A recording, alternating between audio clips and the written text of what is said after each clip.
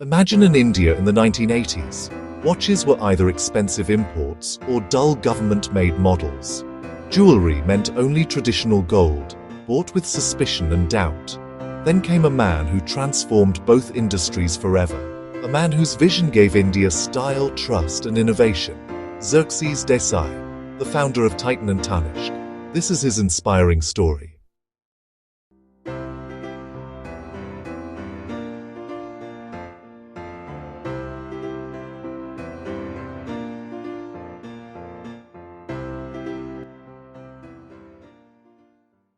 Xerxes Desai wasn't just a businessman. He was a dreamer, a strategist, and above all, a visionary. He believed that India could not just follow global trends, but lead them. And with that belief, he created two iconic brands that changed the way Indians looked at time and jewelry.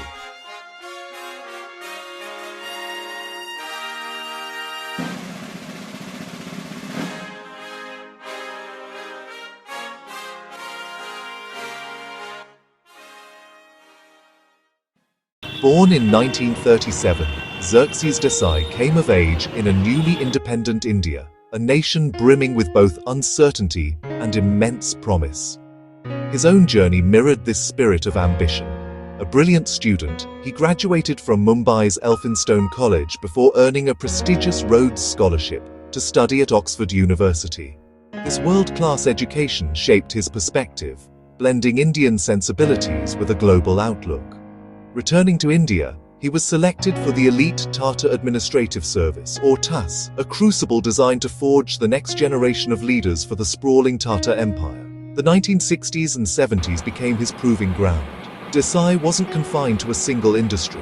His assignments were remarkably diverse, taking him from Tata Press to Tata Chemicals and the Taj Group of hotels. Through these roles, he gained an unparalleled understanding of the Indian consumer and the intricate workings of large-scale enterprises. He was building a foundation of experience, brick by brick, though the final design of his career was not yet clear. His destiny was about to take a sharp, unexpected turn. The dawn of the 1980s in India was a time of quiet aspiration. For the burgeoning middle class, a wristwatch was a statement, yet the market offered a stark choice. On one hand, the public sector behemoth, HMT. Their mechanical watches were sturdy and reliable, but stylistically frozen in time, functional, but lacking flair. On the other, tantalizing glimpses of the outside world came through the grey market. Brands like Seiko and Citizen were sold at exorbitant prices, far beyond the common person's reach. This created a vast gap.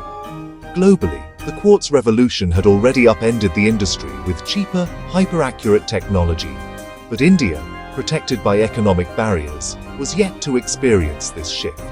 It was this precise vacuum, a technological gap and a design deficit, that the Tata Group identified as a monumental opportunity.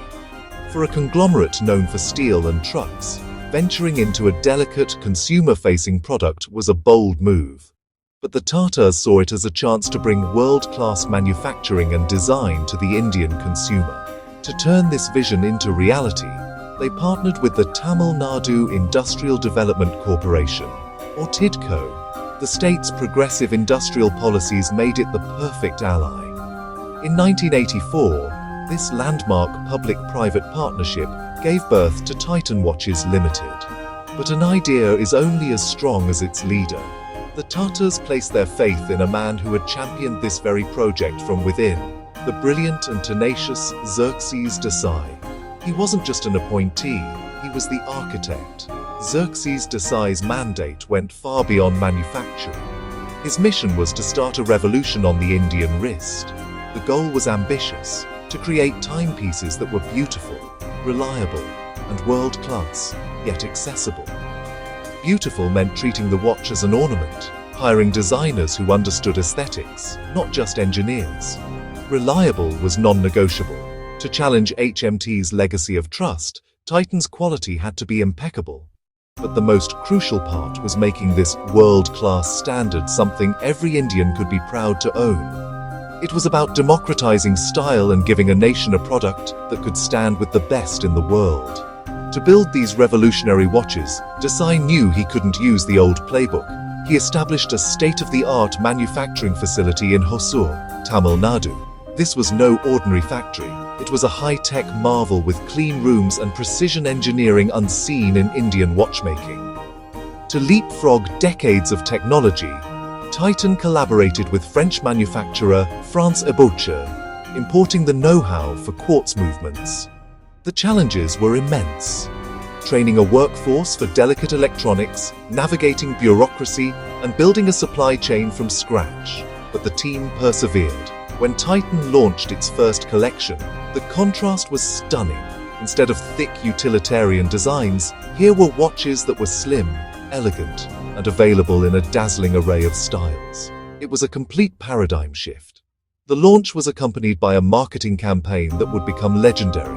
With a memorable signature tune by a young A.R. Rahman, the ads sold emotion, relationships, and achievement.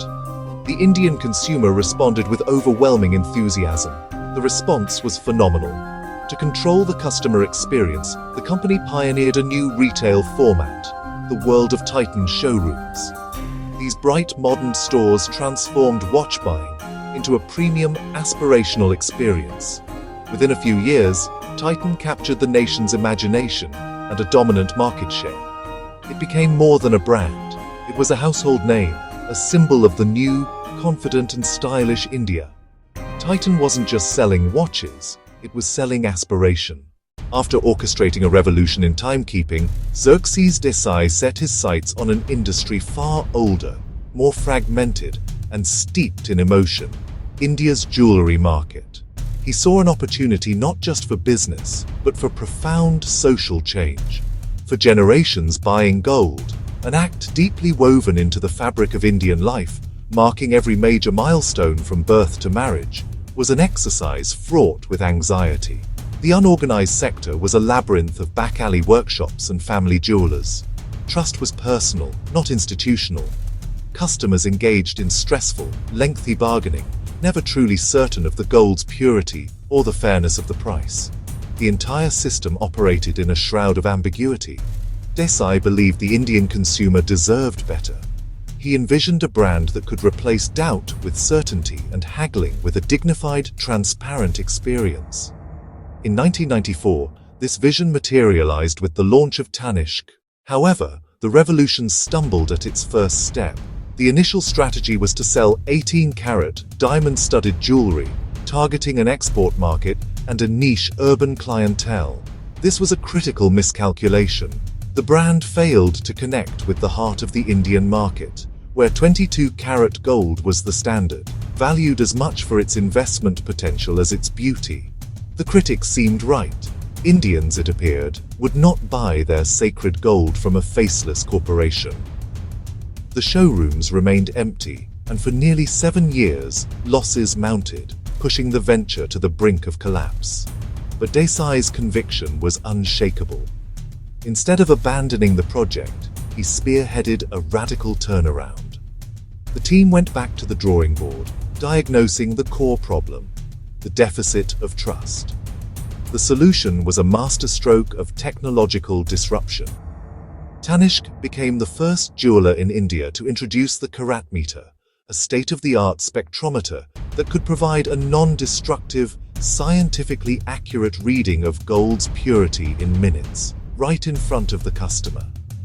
This machine became a weapon against malpractice and the ultimate symbol of transparency. Alongside this, Tanishq introduced fixed, transparent pricing, eliminating the demeaning ritual of haggling and empowering customers with clear, itemized bills. The final piece of the puzzle was design. Tanishq invested in creating its own design studios, nurturing a new generation of Indian talent to craft jewellery that was not just pure, but also beautiful and relevant to the modern Indian woman. Slowly but surely, these pillars of trust, certified purity, transparent pricing, and exceptional design began to resonate. Word of mouth spread. Customers walked in with skepticism and walked out as lifelong advocates. By the late 1990s, the tide had turned. Tanishq wasn't just a brand, it was a promise kept. It had transformed an entire industry, becoming a beacon of reliability and elegance, and forever changing how Indians bought and cherished their gold. Xerxes Desai wasn't just a corporate leader. He was a believer in design and innovation. He once said, "Design is not just about looks, it's about making life easier, better, and more meaningful." Under his leadership, Titan didn't just sell products, it sold trust, aspiration, and modernity. His focus on customer-first thinking became the DNA of Titan and Tanishq.